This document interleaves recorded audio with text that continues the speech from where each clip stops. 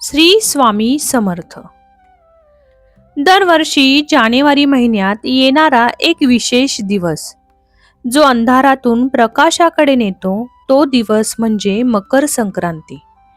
ज्या दिवशी सूर्य आपला प्रवास बदलतो आणि मकर राशीत प्रवेश करतो, तो दिवस मकर संक्रांती म्हणून साजरा केला जातो.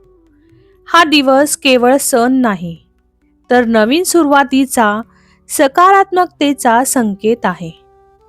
मकर संक्रांतीची पौराणिक कथानुसार सूर्यदेव आणि त्यांचा पुत्र शनिदेव यांच्यात दीर्घकाळ दुरावा होता.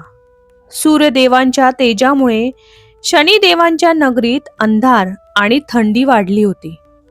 परंतु मकर संक्रांतीच्या दिवशी सूर्यदेवांनी आपला अहंकार बाजूला ठेवला आणि शनिदेवांच्या नगरीकडे प्रस्थान केले.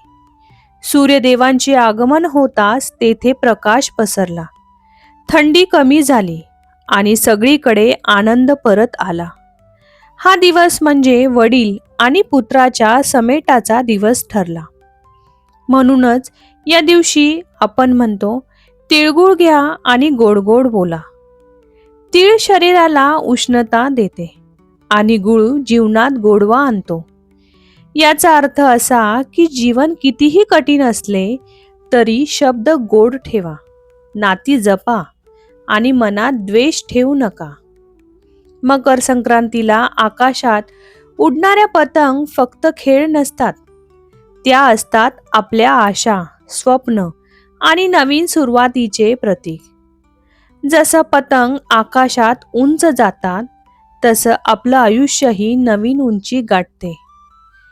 मकर संक्रांती आपल्याला शिकवते, अहंकार सोडा, भांडण विसरा, सगळ्यांशी गोड बोला आणि प्रकाशाकडे वाटचाल करा. हा सण सांगतो की अंधार कितीही असला तरी सूर्य हा उगवतोच.